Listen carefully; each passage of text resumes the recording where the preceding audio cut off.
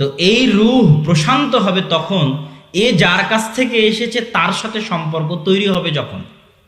ওটা কি আল্লাহ কোরআনে বলেছে, আলা বিযিক্রিল্লাহি তাতমাইন্নুল কুলুব, মহান আল্লাহর স্মরণে তোমাদের আত্মাগুলো প্রশান্ত হয়।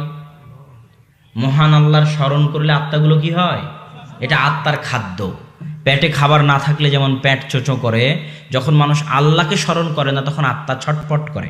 এই জন্য বলা হয়েছে কি জানেন, রব্বানা যালামনা আনফুসানা ওয়া ইল্লাম তাগফির লানা ওয়া তারহামনা লানাকুনান্না মিনাল খাসিরিন। হে আল্লাহ, আমি আমার আত্মার উপর অত্যাচার করেছি, আমার আত্মা অত্যাচারে ছটফট করছে। বলা হয়নি যে আল্লাহ গুনাহ করেছে।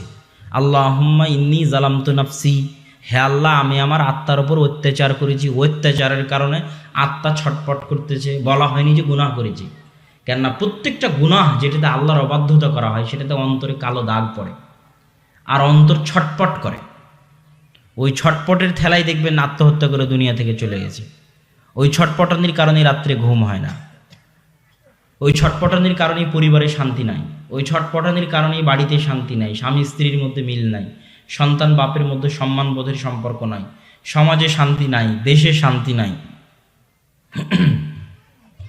এই জন্য আল্লাহর স্মরণ হচ্ছে অন্তরের খাদ্য, এবং আল্লাহ এটা পছন্দ করেন যে মানুষ আল্লাহকে স্মরণ করুক এবং আল্লাহর নিকটে চাক। এটা আল্লাহ পছন্দ করেন।